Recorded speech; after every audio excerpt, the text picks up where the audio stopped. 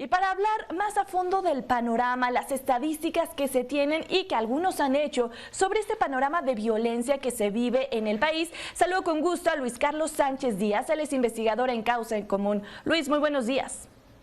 Hola, muy buenos días.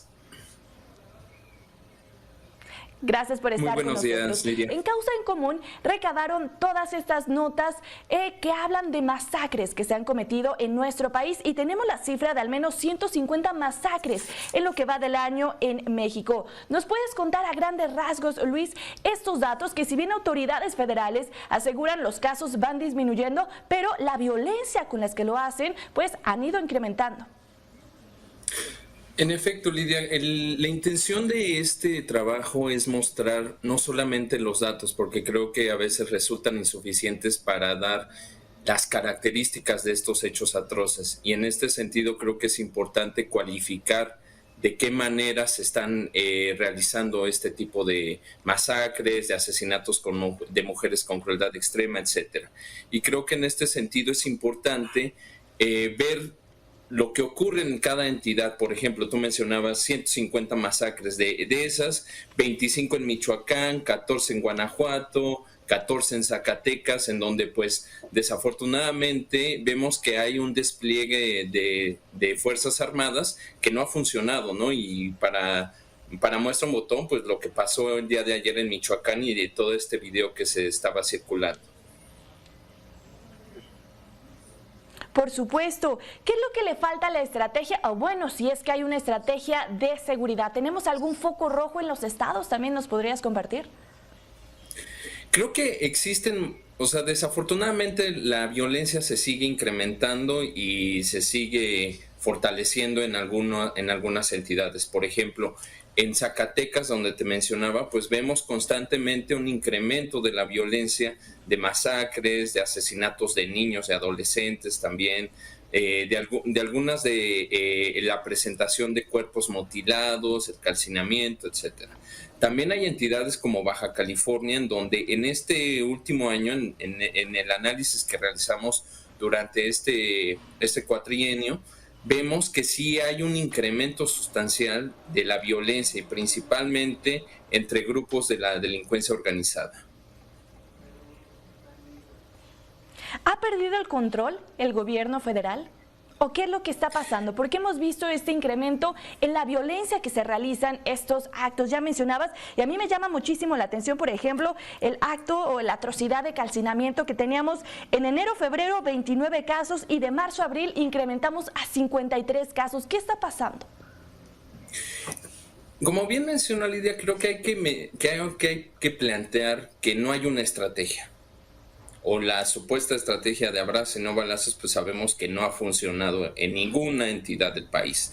Y esto ha generado que los grupos delincuenciales, principalmente, o cualquier persona que comete un acto atroz, pues vivan en la impunidad. Creo que es algo importante de señalarlo. El que tengamos altas cifras de impunidad en el país en muchísimos de los delitos, ya sea desde extorsión, secuestro, homicidio doloso, feminicidio, creo que genera que las entidades, ya sean las secretarías de seguridad y las fiscalías, no hagan el trabajo correspondiente. Y creo que se debería de apuntar ahí. La reducción de los delitos va a ir en disminución una vez que no existe impunidad. Es decir, cuando se hagan buenas carpetas de investigación, cuando se persiga a los delincuentes, cuando se encarcele y se enjuicie a los delincuentes. De otra manera no se va a poder seguir realizando. Entonces creo que también es darse cuenta que a lo mejor es una situación que nos está rebasando y que es tiempo de cambiar el rumbo, a mejorar una estrategia, a generar una estrategia que tenga una mayor eficiencia para la ciudadanía. Incluso mencionabas al inicio, Luis Carlos, que hay en algunas entidades Zacatecas, por ejemplo, decías, también en Colima, donde han llegado más elementos de seguridad, pero hemos visto de nada ha funcionado. Exactamente, Lidia. Creo que esto es importante porque hay que revisar también los planes y las estrategias. Por ejemplo, en Zacatecas vemos desafortunadamente que se ha habido un incremento en el despliegue de las Fuerzas Armadas, incluyendo la Guardia Nacional, pero que a más de 5 meses, desde noviembre que anunciaron la estrategia, no ha funcionado y no se han reducido los homicidios dolosos o estos eventos de alto impacto. Y creo que esto es importante porque también hay que meternos a las estrategias o a los planes. Parte de la estrategia en Zacatecas apunta hacia no hacer un combate a la delincuencia, sino solamente evitar la confrontación entre grupos delincuenciales, lo cual pues no sirve. Es decir, las autoridades tienen la capacidad y también tienen la autoridad legítima y legal para hacerle frente a este tipo de eventos atroces. Y creo que si solamente vas a estar cuidando a los delincuentes, pues no va a funcionar. Y de nada ha funcionado, ya lo mencionabas. Te voy a poner un ejemplo, por ejemplo, en Puebla, un estado en donde no sonaba tanto en estos recuentos que hace la Secretaría de Seguridad y Protección Ciudadana de homicidios que se cometen diario, pero en las últimas 2 semanas, incluso el gobernador del estado mencionó que necesita el apoyo de la federación. ¿Qué está pasando? Desde federación no hay una coordinación o no se está trabajando estado o municipio, estado y federación. ¿Ese también es un problema? El problema es que existe un proceso de militarización que se quiere profundizar en el país. Desde el Ejecutivo se tiene la intención de darle todas las atribuciones a las Fuerzas Armadas, incluyendo la Guardia Nacional, que ya sabemos que pues quieren pasar una reforma para que esta sea parte de la Sedena y dejen de existir miembros civiles y todos sean militares. Esto creo que trae muchísimos riesgos. Trae el riesgo, por ejemplo, lo que mencionas en Puebla, en donde hay altos índices de inseguridad, principalmente con el delito de huachicol, en donde pues de nueva cuenta no existen medidas para frenar. Es decir, esa era una medida que el Ejecutivo había planteado desde el principio, desde los primeros meses de su sexenio, y que llevamos más de 3 años y se siguen sin reducir estos delitos. También en Puebla vemos los casos de robo a transeúnte en incremento, de robo a transporte, principalmente de carga. Vemos que las carreteras detienen a los trailers y los despojan de sus mercancías, etcétera.